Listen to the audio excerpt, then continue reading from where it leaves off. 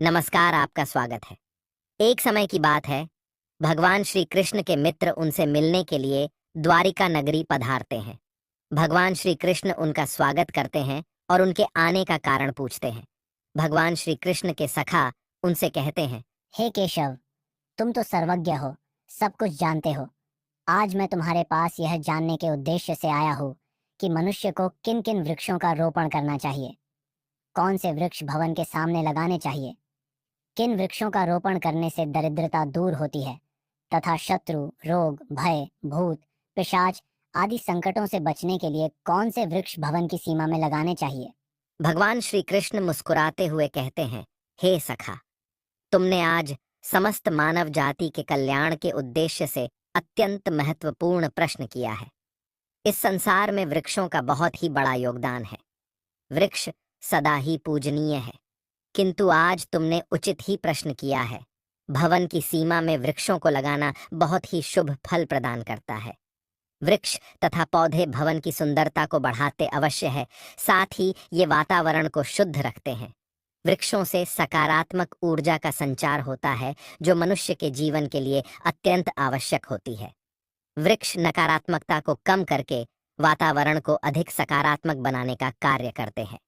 घर के सामने शुभ पेड़ पौधे लगाने से घर में सुख समृद्धि आती है। साथ ही ये पेड़ पौधे कई प्रकार के वास्तु दोषों को नष्ट करते हैं।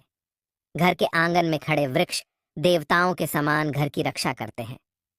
हे मित्र, भवन के पास कौन से पौधे लगाने चाहिए और कौन से नहीं, इसके बारे में बताने से पूर्व मैं तुम्हें एक प्राचीन कथा सुनाता हूँ, जिससे तुम्हें समझ में आ जाएगा कि वृक्षों का तथा पेड़ पौधों का भवन के पास लगाना कितना शुभ होता है और कौन से पौधे भवन के पास लगाने से दुख एवं दरिद्रता आती है। जो भी मनुष्य इस कथा का श्रवण करता है, उसके सैकड़ों पाप नष्ट हो जाते हैं और उसकी दरिद्रता का नाश होता है। भगवान श्री कृष्ण का सखा कहता है, हे केशव, मैं इस कथा को अवश्य ध्यान से पूरा सुनूंगा।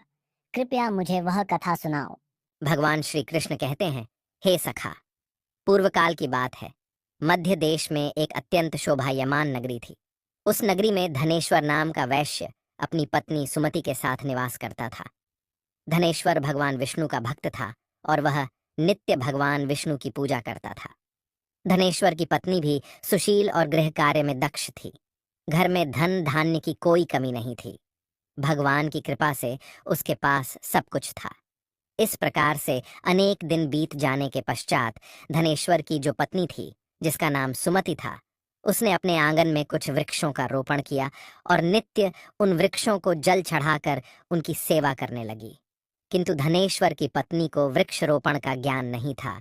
उसे जो वृक्ष प्रिय लगे उन्हीं वृक्षों का रोपण उसने किया। जो वृक्ष अशुभ होते हैं, उन्हीं वृक्षों का रोपण उसने अपने घर के आंगन में कर दिया, जिस कारण से उस वैश्य धनेश्वर को व्यापार में काफी सारा घाटा होने लगा। उसके घर में रोज कलह होने लगा। पति पत्नी में बार बार क्लेश होने लगे। उन दोनों के जीवन में अनेक कठिनाइयां आने लगीं।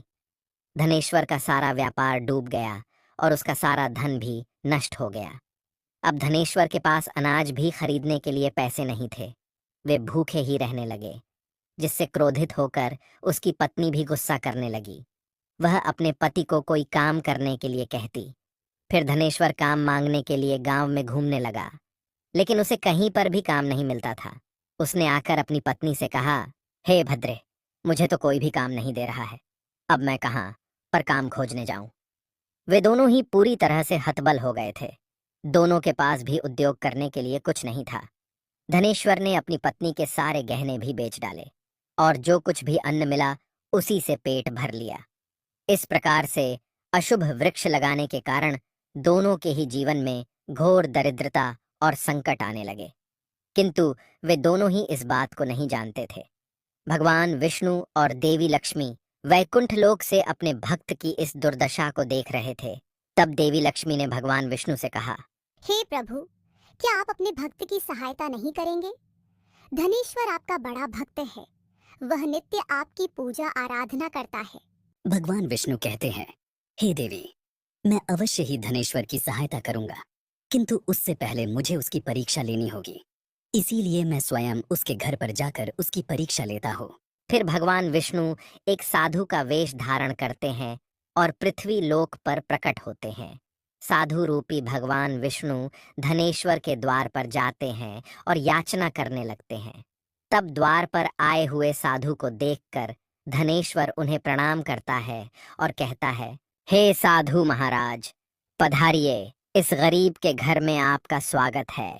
कहिए, मैं आपकी किस प्रकार से सहायता कर सकता हूँ? वे साधु रूपी भगवान विष्णु कहने लगते हैं, हे महोदय, मैं तीर्थ यात्रा पर निकला हूँ, विश्राम करने के लिए कोई जगह खोज रहा हूँ। यदि आपको कोई कष्ट न हो तो मुझे अपने घर में स्थान दे दो। मैं अनेक दिनों से भूखा हूँ, कुछ भोजन भी प्राप्त हो जाए तो बड़ी कृपा होगी। साधु महाराज के ऐसे वचन सुनकर वह धनेश्वर कहने लगा, हे साधु महात्मा, आप अवश्य ही कोई पुण्यात्मा दिखाई पड़ते हैं। आपके मुखमंडल पर बहुत तेज है। आपकी सेवा करने का मुझे सौभाग्य मिल रहा है। आपकी सेवा करके मुझे बड़ा आनंद मिलेगा। कृपा करके आप घर के भीतर चलिए। फिर वह साधु महाराज उस धनेश्वर के घर के भीतर जाते हैं और विश्राम करने लगते हैं। धनेश्वर उन साधु महाराज की बड़ी सेवा करता है, किंतु उसके पास अन्न का एक दाना नहीं होता है। तो वह अपनी पत्नी से कहता है, हे प्रिय, आज हमारे घर पर जो साधु महात्मा आए हैं वे बड़े पुण्यवान दिखाई पड़ रहे हैं। हमें उनके भोजन के लिए कुछ उपाय करना चाहिए। मैं गांव में जाकर किसी से थोड़ा सा धन मांग कर लाता हूँ। इतना कहकर वह धनेश्वर गांव में एक सेठ के घर पर जाता है और उस सेठ से थोड़ा सा धन देने की विनती करता है।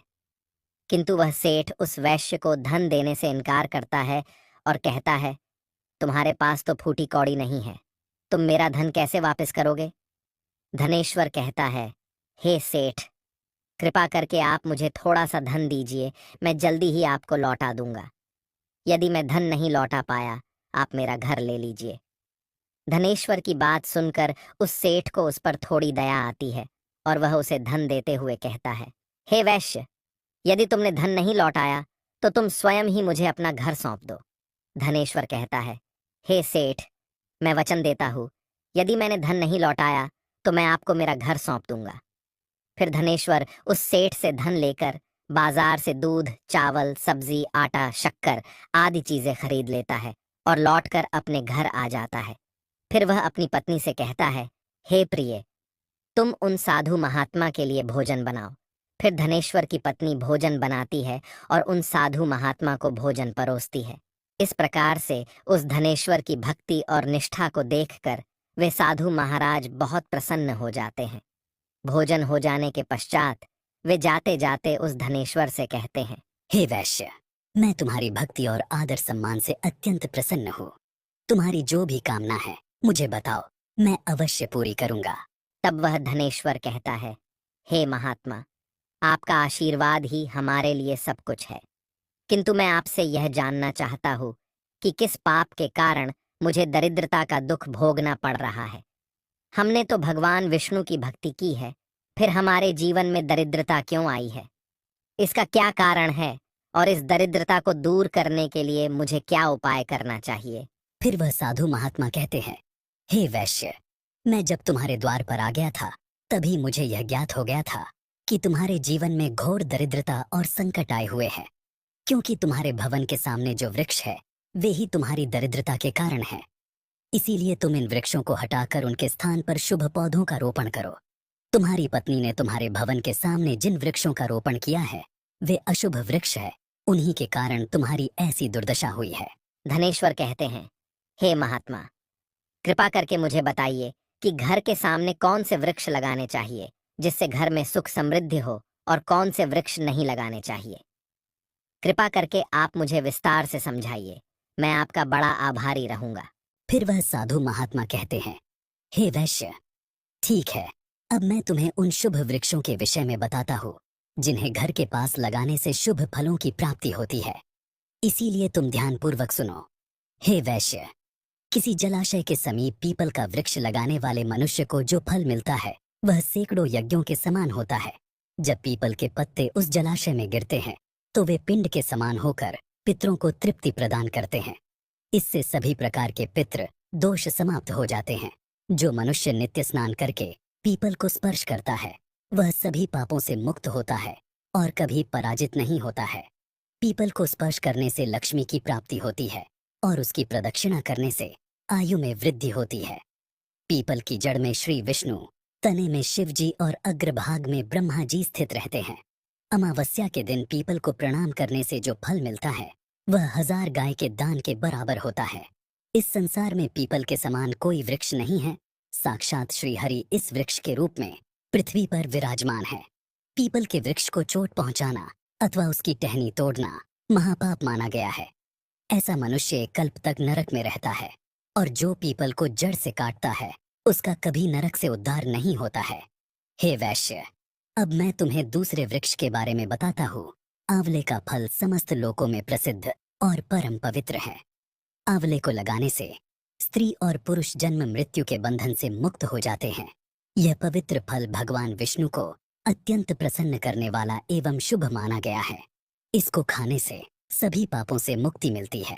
आंवला खाने से आयु बढ़ती है। उसका जल पीने से रोगों का नाश होता है और आंवले को जल में मिलाकर स्नान करने से दरिद्रता दूर हो जाती है और सभी प्रकार के ऐश्वर्य प्राप्त होते हैं। जिस घर में आंवला सदा मौजूद रहता है उस घर में कभी दैत्य और राक्षस नहीं आते हैं। एकादशी के दिन अगर आंवला मिल जाए तो संसार के सभी तीर्थों से बढ़कर फल प्राप्त होता है। अपने केश में आंवला लगाने वाला फिर से मृत्यु लोक पर जन्म नहीं लेता है। जिस घर के सामने आंवले का वृक्ष होता है वहां पर साक्षात लक्ष्मी नारायण निवास करते हैं। तीसरा है अशोक का वृक्ष। अशोक के वृक्ष में अप्सराओं का निवास होता है। यह वृक्ष शोक का नाश करने वाला तथा निराशा को समाप्त करने वाला होता है। इस वृक्ष को घर के पास लगाने से घर में सुख शांति बनी रहती है। अशोक का वृक्ष शीतलता और यौवन प्रदान करने वाला होता है। देवी लक्ष्मी ने जब सीता के रूप में अवतार लिया था तब रावण द्वारा अपहरण करने के बाद उनका वास अशोक वाटिका में था। अशोक के वृक्ष ने मां सीता की बहुत सेवा की थी। इसीलिए मां सीता ने अशोक वृक्ष को यह वरदान दिया था कि जिस भी स्थान पर यह वृक्ष होगा वहां पर उनका सदैव ही निवास होगा। चौथा है पाकड़ का वृक्ष। प्रत्येक मनुष्य को पाकड़ का वृक्ष अवश्य लगाना चाहिए। यह वृक्ष लगाने से जो फल मिलता है वह महायज्ञ के समान होता है। कलयुग में मनुष्य यज्ञ नहीं कर पाएंगे, इसीलिए उन्हें एक पाकड़ का वृक्ष अवश्य लगाना चाहिए। पांचवा है नीम का वृक्ष। नीम का वृक्ष लगाने से सूर्य देव प्रसन्न होते हैं। नीम का वृक्ष आयु प्रदान करने वाला माना गया है। इसे घर के पास लगाने से नाना प्रकार के रोगों से छुटकारा मिलता है। माँ लक्ष्मी को नीम के पत्ते अत्यंत प्रिय होते हैं, इसीलिए वह नीम के वृक्ष के पास निवास करती है। घर के सामने नीम के वृक्ष का रोपण करने से धन संपत्ति की प्राप्ति होती है। छठा है जामुन का वृक्ष। यदि कोई मनुष्य कन्या प्राप्ति की कामना करता है तो उसे जामुन का वृक्ष अवश्य लगाना चाहिए।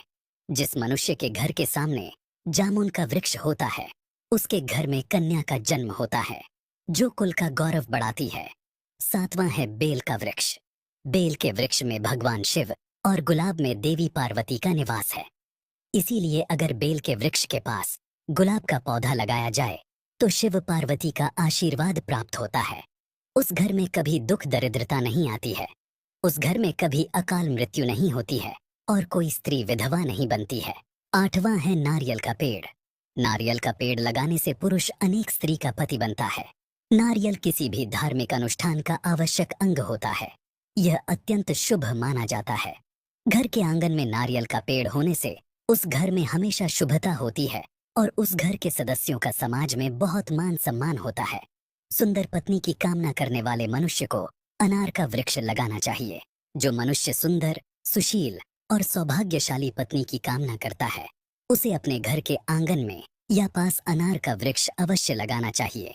अनार का वृक्ष न केवल स्वास्थ्यवर्धक फल प्रदान करता है बल्कि इसे शुभता और सौंदर्य का प्रतीक माना गया है। अनार का वृक्ष अपने लाल फूलों और फल के कारण सकारात्मक ऊर्जा का संचार करता है।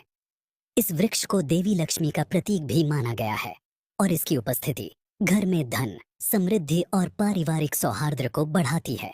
अनार के फल का सेवन करने से शरीर स्वस्थ और कांतिमय होता है। पलाश का पेड़ ब्रह्म तेज प्रदान करता है, इसीलिए इसका रोपण अवश्य करना चाहिए। पलाश को धर्म का वृक्ष कहा जाता है। इसे भगवान ब्रह्मा और अग्नि का प्रतीक माना गया है। इसके लाल फूल ऊर्जा, शक्ति और उत्साह का प्रतीक है। पलाश का वृक्ष व्यक्ति को आध्यात्मिक उन्नति प्रदान करता है।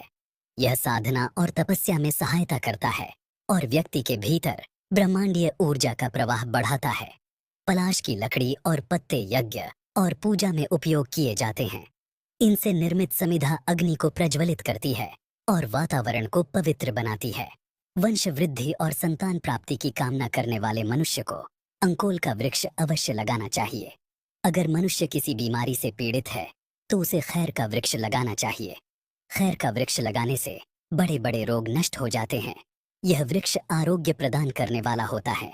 कुंद अर्थात मोगरे के पेड़ में गंधर्व निवास करते हैं, इसीलिए इस पौधे का रोपण अपने घर के पास करने से कार्यों में सिद्धि और शुभ फलों की प्राप्ति होती है। खासकर कला के क्षेत्र में काम करने वाले लोगों को यह पौधा अवश्य लगाना चाहिए। यदि किसी मनुष्य को चोर और लुटेरों का भय सता रहा है तो उसे अपने घर के पास बेंत का वृक्ष जरूर लगाना चाहिए। यह वृक्ष चोर लुटेरों को भयभीत करता है और घर की रक्षा करता है। चंदन और कटहल के वृक्ष पुण्य और लक्ष्मी प्रदान करते हैं। इन वृक्षों का रोपण करने से दुख दरिद्रता समाप्त हो जाती है। घर की उत्तर दिशा में पाम और कनक चंपा का पौधा लगाया जाता है तो धन में वृद्धि होती है। केले का पेड़ भी बहुत शुभ होता है और यह घर में सुख समृद्धि और खुशहाली लाता है। केले के पेड़ में भगवान विष्णु का वास होता है, इसलिए घर में केले का पेड़ होने से घर में धन की कमी नहीं होती है। हर श्रृंगार के पौधे को पारिजात भी कहा जाता है। इस पौधे की उत्पत्ति समुद्र मंथन के समय हुई थी और देवी लक्ष्मी भी समुद्र मंथन से ही प्रकट हुई है, इसीलिए पारिजात के पौधे का बहुत अधिक महत्व है। यदि इस पौधे को अपने घर पर लगाते हैं तो आपको मां लक्ष्मी की विशेष कृपा प्राप्त होगी। मनुष्य को कभी भी ताड़ का वृक्ष नहीं लगाना चाहिए। ताड़ का वृक्ष संतान का नाश करने वाला होता है। जिस घर के पास ताड़ का वृक्ष होता है उस घर के संतानों की कभी उन्नति नहीं होती है। मनुष्य को कभी भी अपने घर के पास बहेड़े का वृक्ष नहीं लगाना चाहिए। इस वृक्ष पर प्रेतों का वास होता है। जो मनुष्य बहेड़े का वृक्ष लगाता है वह प्रेत बन जाता है। इसके नीचे बैठकर कभी पूजा पाठ भी नहीं करना चाहिए। अगर किसी मनुष्य को शत्रुओं का भय सता रहा है तो उसे केवड़े का वृक्ष लगाना चाहिए। यह शत्रुओं का नाश करने वाला होता है। घर में कभी भी ऐसे पौधे नहीं लगाने चाहिए जिनको काटने या तोड़ने पर दूध निकलता हो। घर के सामने कभी भी बबूल का पेड़ नहीं लगाना चाहिए। इसे लगाने से विपत्ति आती है। घर के सामने बेर का वृक्ष भी नहीं लगाना चाहिए। इसे लगाने से नकारात्मकता बढ़ती है, धन का नाश होता है और संकट आते हैं। घर के अत्यंत समीप आम का वृक्ष भी नहीं लगाना चाहिए। इस वृक्ष की छाया घर पर पड़ना अशुभ फल प्रदान करता है, अतः इस वृक्ष को घर से दूर लगाना चाहिए। किसी भी मनुष्य को अपने घर के सामने पपीते का वृक्ष नहीं लगाना चाहिए। इस वृक्ष को लगाने से धन का नाश होता है और दरिद्रता आती है। अगर पीपल का वृक्ष भवन की पूर्व दिशा में होता है तो घर में निर्धनता व्याप्त हो सकती है। वट वृक्ष घर की पश्चिम दिशा में हो तो घर में शोक का काल चिरकाल तक रहता है। दक्षिण दिशा में तुलसी का पौधा हो तो संतान को पीड़ा सहन करनी पड़ती है। किसी भी मृत वृक्ष की छाया घर पर पड़ती है तो यह मृत्यु सूचक होता है। मृत वृक्ष को तुरंत उखाड़ देना चाहिए। मरुस्थलीय पौधे कठोर और सूखे वातावरण में पनपते हैं। इन पौधों में कांटे और मोटे तने होते हैं जो नमी और जल को संचित करने के लिए अनुकूल होते हैं, लेकिन इनकी प्रकृति घर के भीतर या आंगन में शुभ नहीं मानी जाती। मरुस्थलीय पौधों के कांटे उनके आसपास नकारात्मक ऊर्जा का संचार करते हैं। ये पौधे घर में मानसिक तनाव, झगड़े और अशांति का कारण बन सकते हैं। घर के भीतर कांटेदार पौधों का रोपण वास्तु दोष उत्पन्न करता है।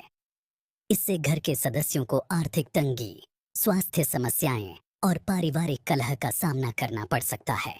वे साधु महात्मा कहते हैं, हे वैश्य, इस प्रकार से मैंने तुम्हें इन सभी शुभ और अशुभ वृक्षों के विषय में बता दिया है, इसीलिए तुम इन वृक्षों का रोपण करो और भगवान की कृपा को प्राप्त करो। वह धनेश्वर कहता है, हे महात्मा, आपने आज मुझे उत्तम ज्ञान दिया है, मैं आपका धन्यवाद करता हूँ। फिर वे साधु रूपी भगवान विष्णु धनेश्वर को आशीर्वाद देकर उस स्थान से अंतर्ध्यान हो जाते हैं। साधु महात्मा को अचानक से अदृश्य हुआ देखकर धनेश्वर और उसकी पत्नी को आश्चर्य होता है। फिर उन्हें समझ में आ जाता है कि साक्षात भगवान विष्णु ही उनके घर पर आए थे। फिर धनेश्वर उन साधु महात्मा के कहे अनुसार अपने घर के सामने अनेक शुभ वृक्षों का रोपण करता है, जिससे अचानक ही उसे बहुत सारे धन की प्राप्ति होती है और उसकी दरिद्रता दूर हो जाती है। धनेश्वर और उसकी पत्नी भगवान विष्णु का धन्यवाद करने लगते हैं। भगवान श्री कृष्ण कहते हैं, हे सखा, इस प्रकार से मैंने तुम्हें शुभ और अशुभ दोनों प्रकार के वृक्षों के बारे में बताया है। अब तुम भी जाकर अपने भवन के पास इन वृक्षों का रोपण करो। तो दोस्तों, इस प्रकार से भगवान श्री कृष्ण ने भवन के पास लगाए जाने वाले शुभ और अशुभ वृक्षों के बारे में बताया है। उम्मीद है आपको यह कथा पसंद आई होगी। जानकारी अच्छी लगी तो वीडियो को लाइक जरूर करें और कमेंट में जय श्री कृष्ण अवश्य लिखें। साथ ही चैनल को सब्सक्राइब करें। आप सभी का धन्यवाद।